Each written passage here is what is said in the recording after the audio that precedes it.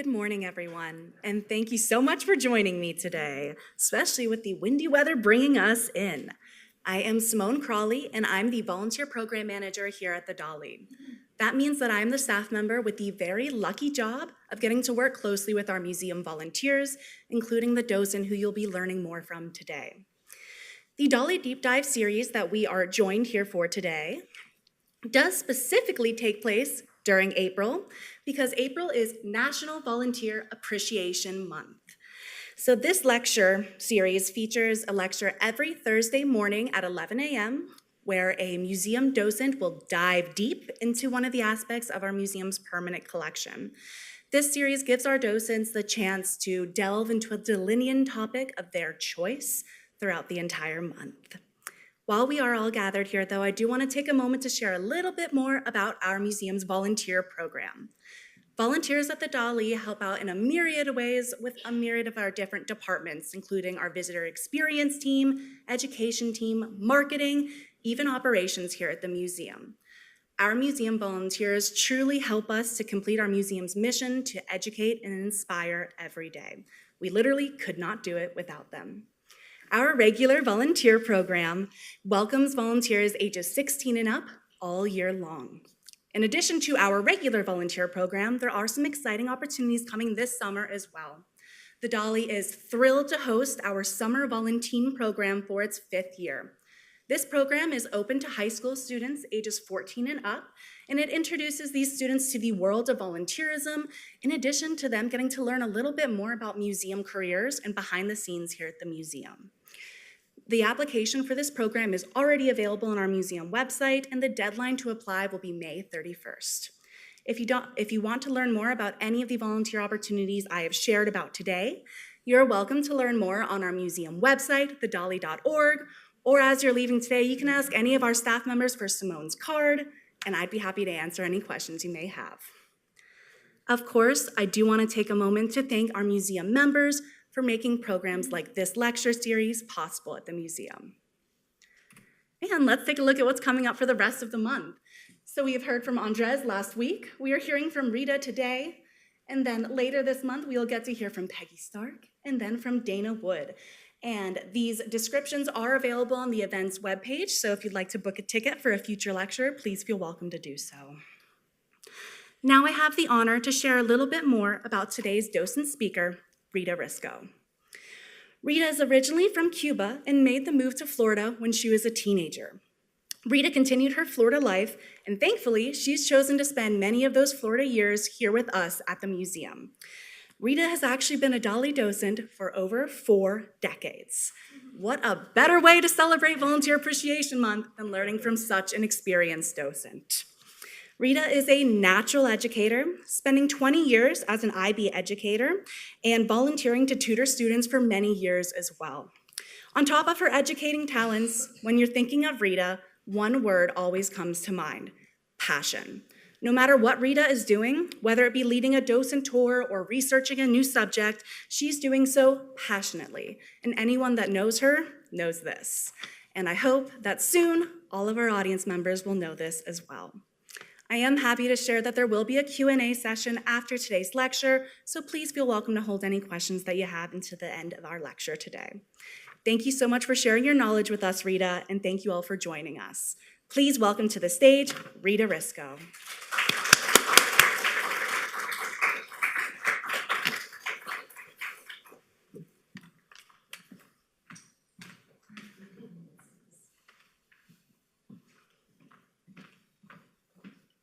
Well, thank you, and thank you for being here in this day. I was telling her when I came in, you have heard about the Tramontana in Spain, how the winds come and go. I think we're living today on that, which is good because it's Dalí. Thank you for her presentation about me. I could not be here without her help. She has been wonderful through all this, because as she said, my passion sometimes take over, and I don't know when to stop. So with that, I want to say something to you. We're here opening a labyrinth. Dalí is like a Pandora box. The more I was finding about Dalí, the more information, and it comes to a point that you go crazy. So I'm going to do a little presentation, and I'm going to bring some history with Dalí, because his life has always been very interesting, and Dalí has so many people that likes to write and talk about him. So we're going to talk about the influences of Dalí, how that family, from the early families of Dalí's to the end, were very good part of Dalí's life. If we go here, and I don't know if I'm going to be able to, yeah, I'm going to move, sorry. We didn't start it. Okay, so now what do I do? Try the other side of the arrow. This one? Oh, the other one. Oh, here we are. Okay, sorry. Okay, so we're going to talk about the family, the heritage, the impact of the different personalities of the family that surrounded him from birth.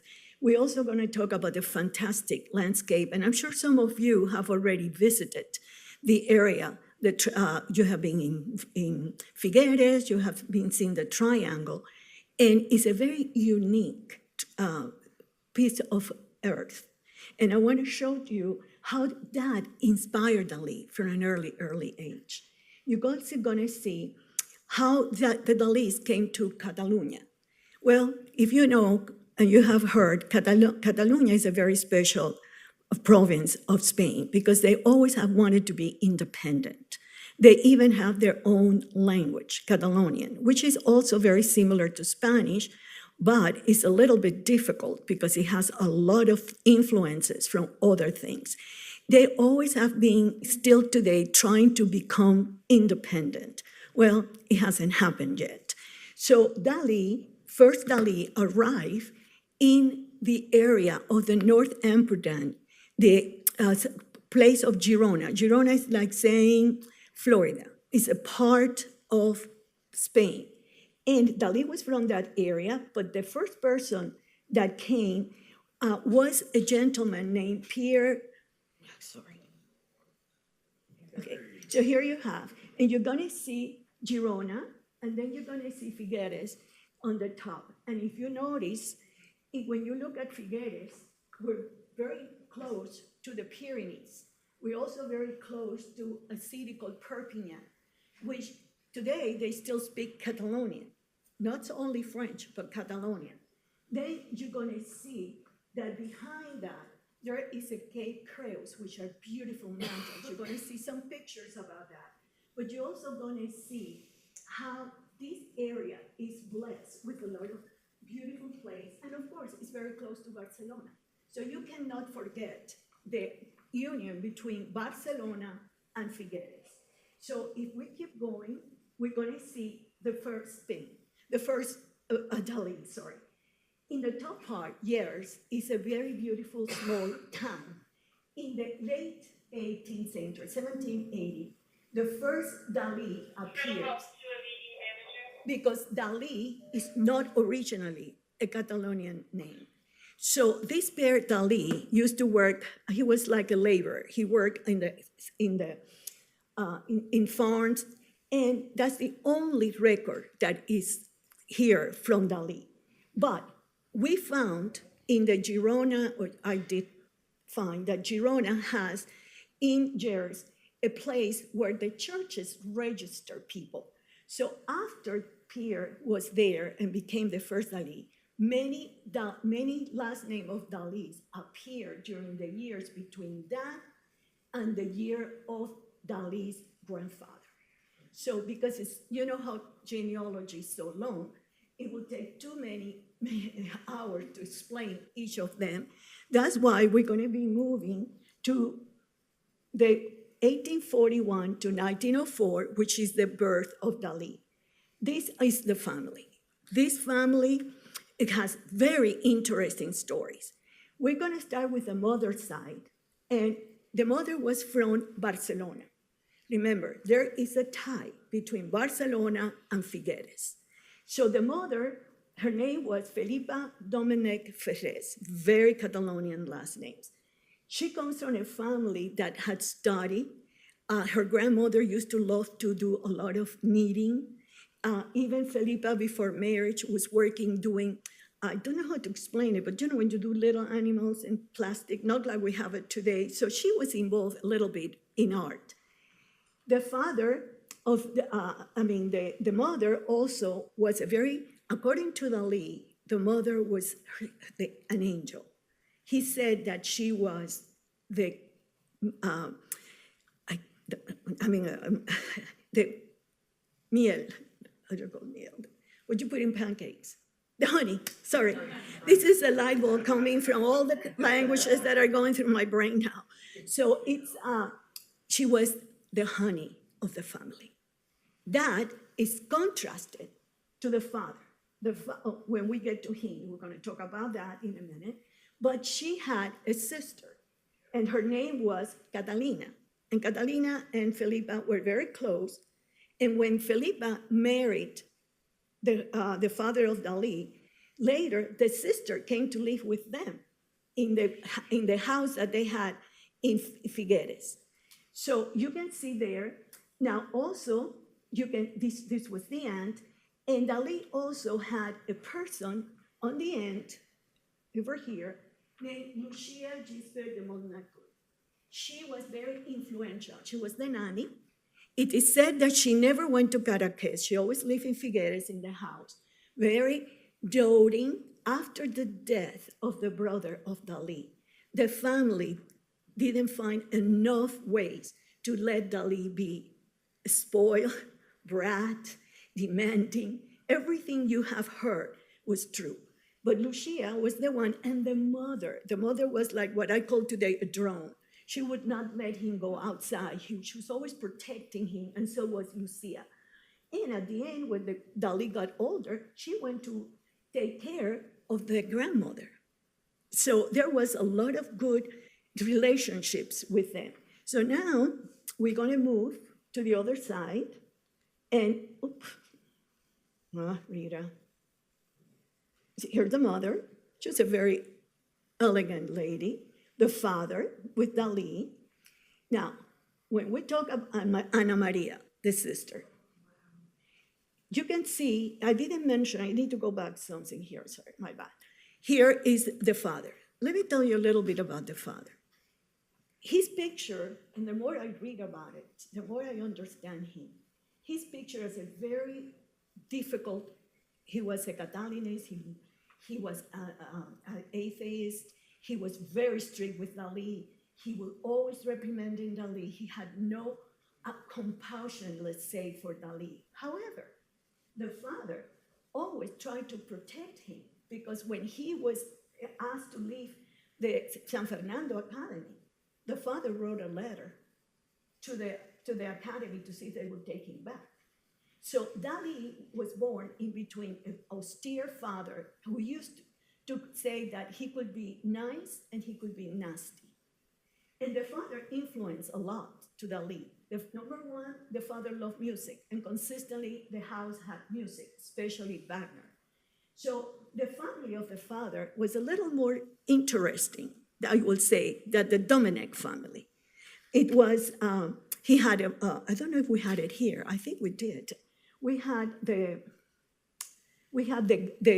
incident of the grandfather. His grandfather, Gallo, was married, who was the grandfather of Dalí. The wife was Teresa Cusi, and they lived in Figueres, back and forth to Barcelona. He started making a lot of money. I have to make a parenthesis here. I have always heard that the Catalonians love money. You know, and they have this saying that says, if my bag is full, it's good. If my bag is empty, it's still good. So Dalí used to be raised with that. So Gallo, the grandfather, had a problem and lost all the money. He was known as a very strange character. They even say he was a little paranoid. He committed suicide. So the mother of the mother of Salvador, the father, was the family of her was the one that insisted on taking the father of Dalí and the brother, Rafael, to study. That's why the brother of Dalí was a doctor, very well reputed in Barcelona, and the father became a public notary. And that was his job in there. So here you can see from what I have read that the family always loved to have pictures taken, which is interesting for the time. You can see the aunt, you can see Dalí as a boy on the top, you can see the nanny, and Ana Maria with her cousin, Montserrat. Montserrat Dalí is the daughter of Raphael. Incidentally, in the 80s, when the museum opened, the only person related to the family was Montserrat, which I had the pleasure to meet because she was amazing. She was a short lady. She was like me, very full of, and she went, we were not here, we're on the other side. She had a lot of his stories for Dalí. It was interesting. I'm sure that you still can find her in some of the papers of the Morses, because she and Ana Maria were very close. Now her daughter is today alive, and he just recently wrote a book about the family. And you can find, I will tell you that later, and you can find it in Amazon. So here you have see the nanny, you can see them, and where are they? They're in the rocks. They're sitting back there. So we can start seeing how this start making interest in Dalí. So the family, as you can tell, here they are again, see? Now, interesting, what do we see? Figueres. What do we see? The water, what do we see? So all of this was almost like injected into Dalí's early work. And you can see Ana Maria, the mother, the father. This is before the death. It was a happy family with a lot of problems like we all have in life, but they got along very well. And there's something here interesting. Gallo was buried in Barcelona, in the Portbou cemetery. When the mother died, they couldn't find a space. So they had to decenter Gallo and put her there. And she was there today. If you go, there's a plaque about her. I tell you all this because when I read this, the more surrealist that his life becomes to me. And I go, my gosh, all of these things that had happened. So you can see the family. And there's a museum that is called the Catalonia Museum on Figueres. And all of these pictures are Dalí, the first 20 years of Dalí. So I like it because you can see Dalí as a little boy. If you remember the painting that had to do with the bullfighter, look at the dog. And believe it or not, this is Dalí. And I have the picture, but not here. The father and the mother went to Paris, and they brought Dalí and the sister, but they dressed Dalí like that. Oh, can you see something here? And I go, wow. But they also brought a little teddy bear. And the family, Ana Maria and Dalí, used to take turns to hug I have a picture. So you can see the evolution. You see some of the paintings that I have shown you. So now we move the landscape. We cannot talk about Dalí without the landscape. This is the area in Figueres where Dalí's house was. The house is in this street, and the son of this man was a very wealthy person. Well, it is said that Dalí and the son of the guy never liked each other. So in this particular house, the very first house was in the bottom part, was very small, and guess who lived with them? Catalina. So it was the father, the mother, the two children, and Catalina. Then later, they moved to the top floor, and that's where the house was a little bigger. But what is interesting is that according to Ana, there was a terrace on the top of the building. And it is said that the father had made a little room, or built a little room for Dalí to paint. But according to the sister, Dalí used to do a lot of interesting things, including running naked on the terrace. So like I said, it's a Pandora box. It's a labyrinth. You're thinking you're into the end, and then something else opens. So you can see that. And now, La Tramontana. Why am I starting with this? Maybe because today we're all waiting for the tornado, or we're waiting for this. This word, Tramontana, means through mountains. And it's something that happens very often in the area, but it starts in the island on the top, Mallorca, Menorca, and it comes down through the mountains, that's what Montana, and then comes to, this is Cadaqués, this is a picture I found, and you can see that it's like a storm, a big, big storm that lasts for a few days, and the people that live in there are told that some of them lose their heads and get a little weirdo when the Tramontana hits. I have an anecdote. My name is Rita. My grandmother was from Barcelona. Well, she wasn't from Barcelona. She was from Tossa del Mar. She died when I was a young girl, and my name is her name. She was Rita Spinet.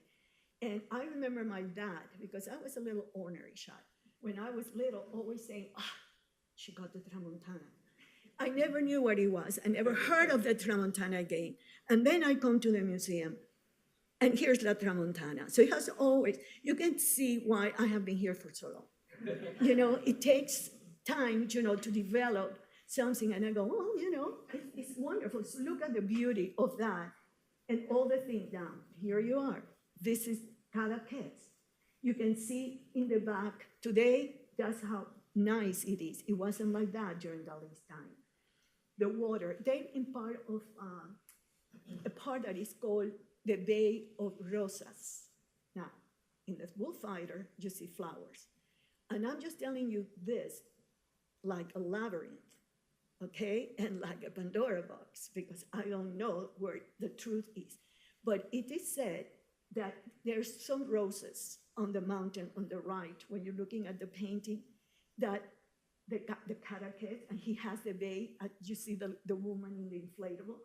But also it said that rosas was one of the roses was the favorite flowers of Dalí. Here, Cadaqués again, and the mountain.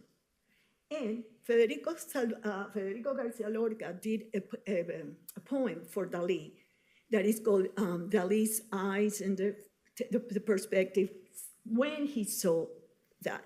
And this also attracted the Morses when they visited there.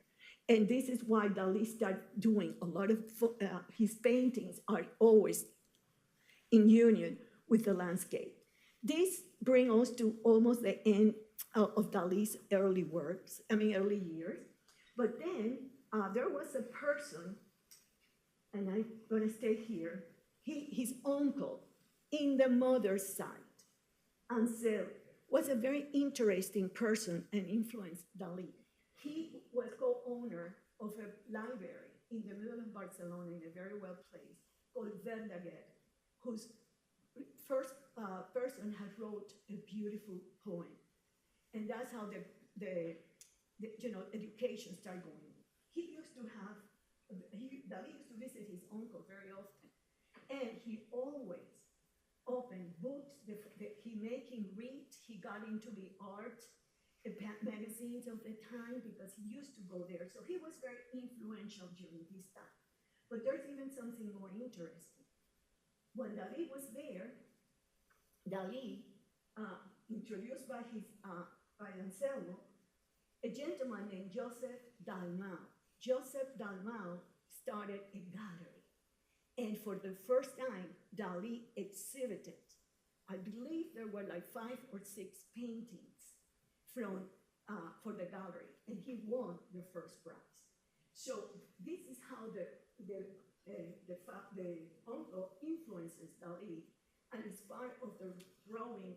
And it's during that time that Dalí decides that he's going to move from the landscapes, he's going to do more Art Nouveau, more different things. He also met the Quirico.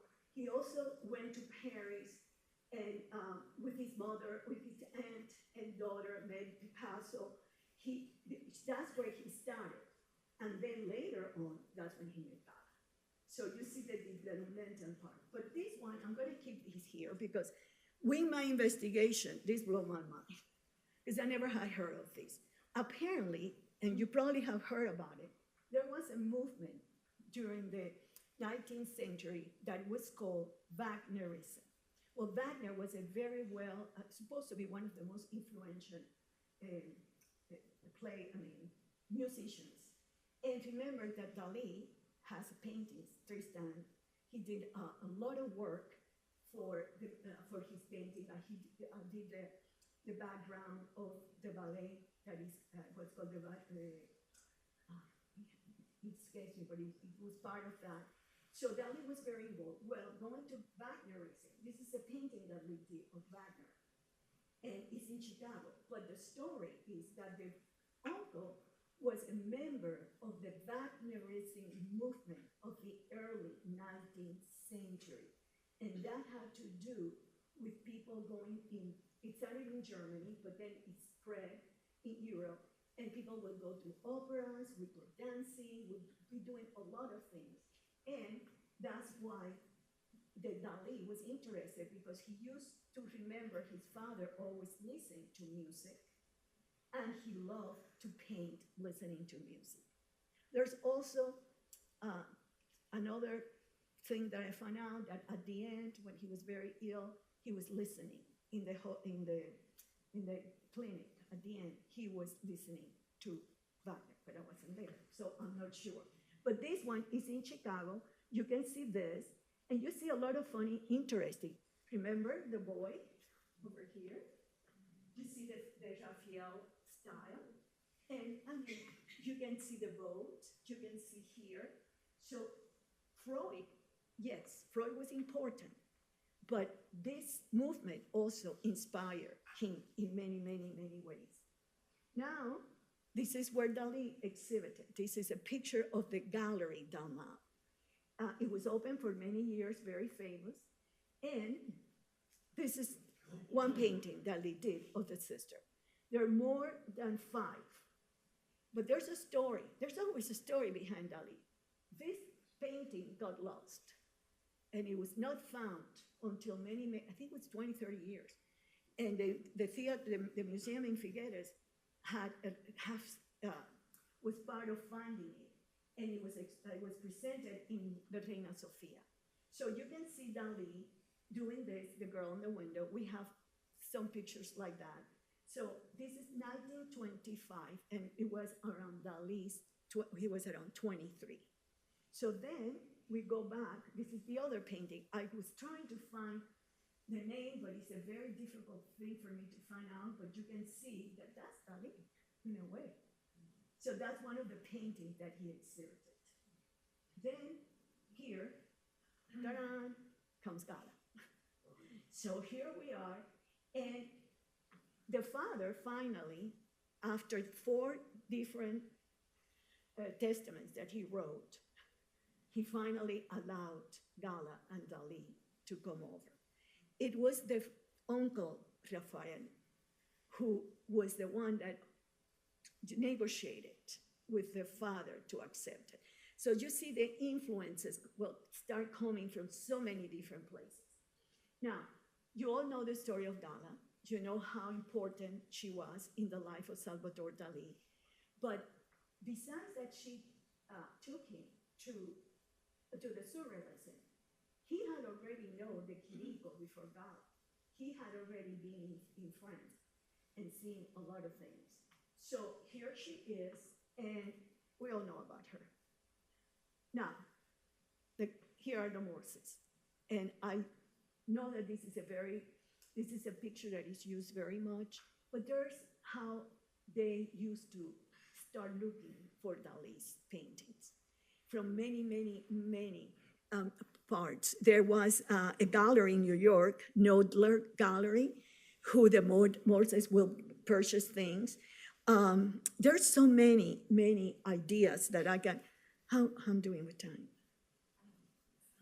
Oh. It's 11:30. Okay, thank you. So you can see that there's a lot of anecdotes that I can talk and I can tell you about it. And we can never get enough of Dalí. And that's why I find that it's interesting, but at the same time, a little bit difficult to say, okay, this is the truth. No, it's not the truth. Because he did say a lot of things that he didn't mean. He also had these interviews.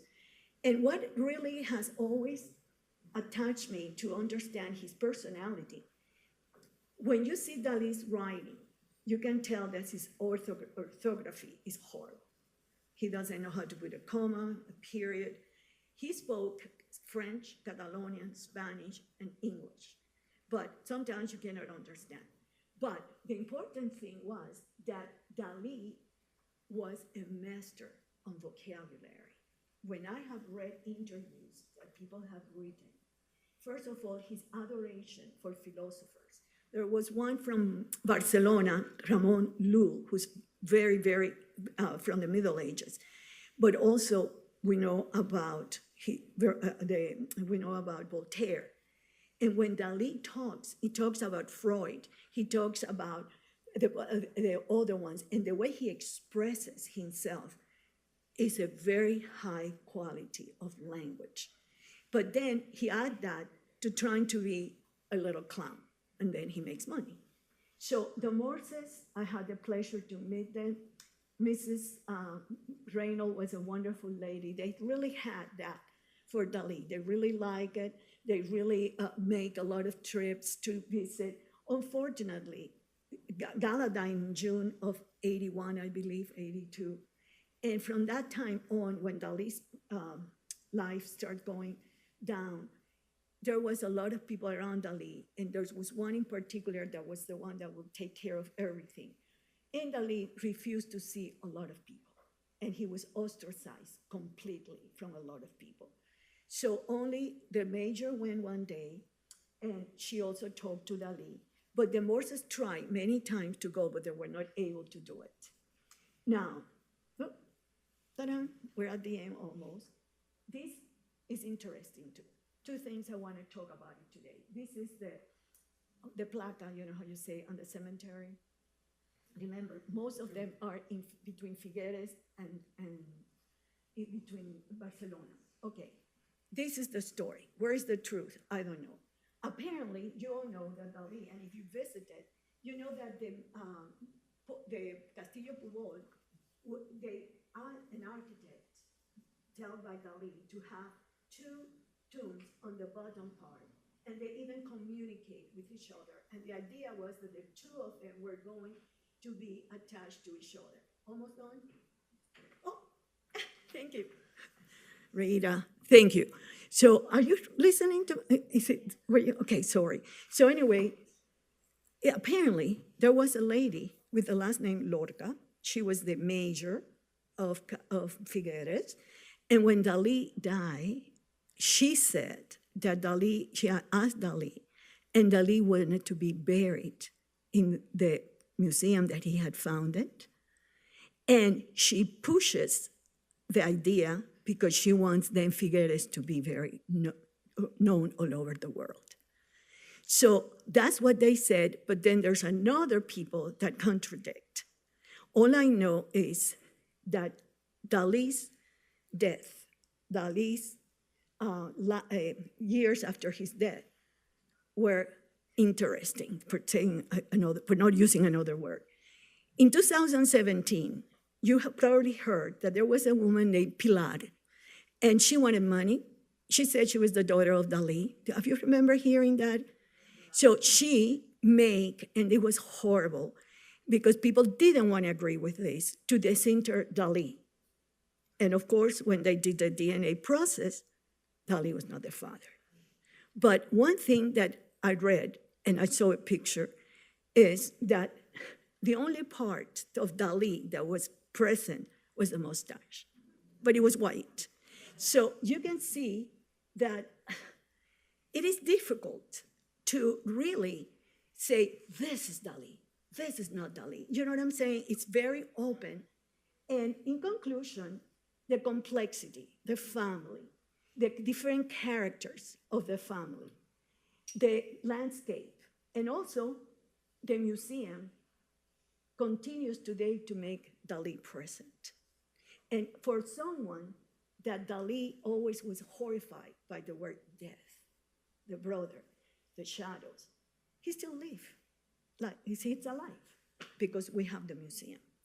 So that's my interpretation. I really appreciate your time because, like I said, it's an enigma, and if you really want, this is what I like to say. Here's Dalí, here's the museum, we're in the middle. And we have to expand, and we have to, because everything happens when we look for things. And then you make your own conclusions. I have not been able to find two art things that Dalí could do. Everything that we have learned is true. But did he ever dance?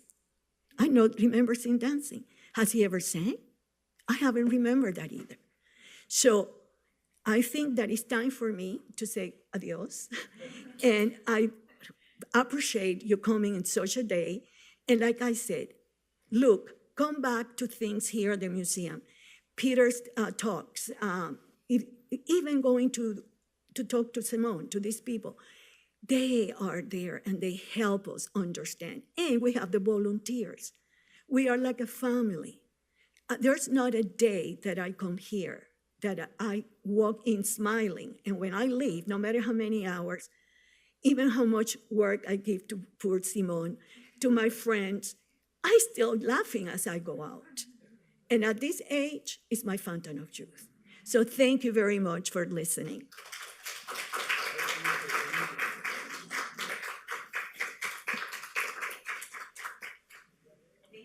You're welcome. We will have some time for questions and answers, and just to make sure everyone can hear you clearly, including our online listeners, we're going to go around with the mic. So we're going to do a raise your hand kind of situation here if we have any questions for you today. Yes. What was his family's involvement, if any, in the Spanish Civil War?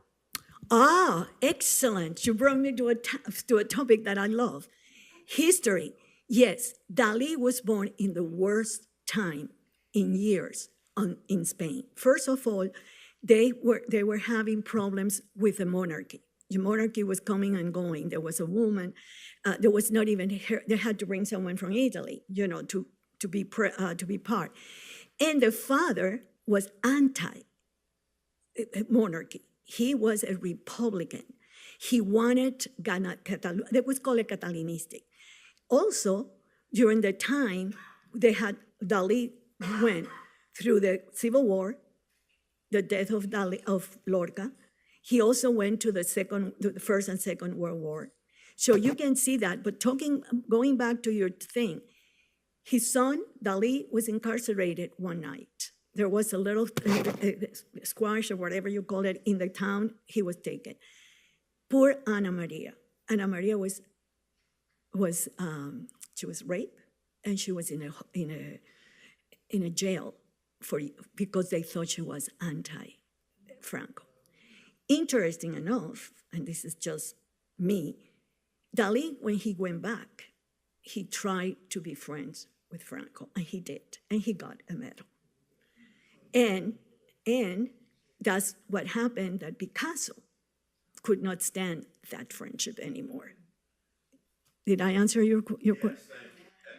Yes. Can you talk a little bit about why Gala abandoned or cut ties with her daughter when she met Dalí? From every source, I find that Gala was persona non grata.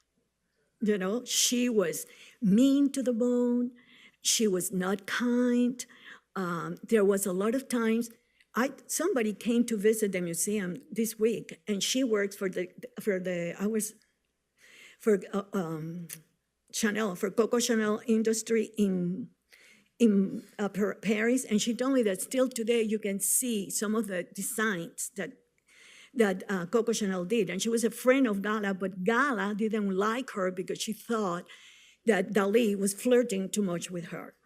So Gala was a very difficult person. Her background probably has something to do. I don't know a lot about it. I know she was sick with pneumonia, and she was treated in Zurich. She was always a very open person. She had lovers, all her life. They allowed that. Paul Eluard allowed that. And she abandoned the daughter because she didn't want to be responsible. And something that she said, from what I read here and there, is that she didn't want to be a mother. So she never visited her daughter. Her daughter was raised by Eluard and the wife of Eluard. So, yes. Yeah? Did I answer your question? Yes, you did. I didn't know if there was more of the story than that. Well, she was, the family didn't like her. They make fun of her, Anna and the cousin. And the father couldn't stand her. She was not Catholic. She was married. She was 11 years older. But from what I hear from the people, even the people that were close to her, no. But Paul Eluard and her never ended their stories. They wrote each other's letters. This is a question that I don't know how I heard it or where, but it was a story that when Gala died, she was in either catechese or figueres, and the story was that you had to be buried where you died. So Dalí and a friend put her in the boot of the car, drove her to Pubol, so it looked like she died in Pubol, and that's why she could be buried in the crypt. Is that? That's what I have heard too. Okay. And when I visited there, the gentleman that was, I was there in 2009, they had a little store. I mean, it was a restaurant. He used to be the one that used to drive the horses when the road on the early work. And he said that the fights between them was very, very notorious during the last time, and that they had to do that. Also, that she was known for money, and there was a lot of things that she will take money. They will see her with bags full of money going to the bank. But going back to what you said, remember, Gala, we're adults, was an infomaniac. And she bought an apartment for, I can't think of his name, but the guy that did Jesus Christ Superstar, that was the lover. And Dalí was insanely angry about that. So yes, they had to, because that's the law. And it's also, there are a lot of interest things that people have asked. In Spain, you have to have two last names. In France, you don't. I think in Portugal, you have. My name is always been Risco Perez, my mother. And when people came to the museum years and years ago that we had to take cards, at the end, it was so funny because people will put it, people like me will put it on their Risco Perez, and that's not the name, it was Risco. Now they're trying to change that. So a lot of stories, and like I said, here in the middle. What I want to leave with you all is just be inquisitive. I tell you, it's an addiction. I know, if you're bored and you don't want to watch a TV movie, just go on and just put whatever you think you want to ask. And it's amazing what Mr. Google gives us. So thank you.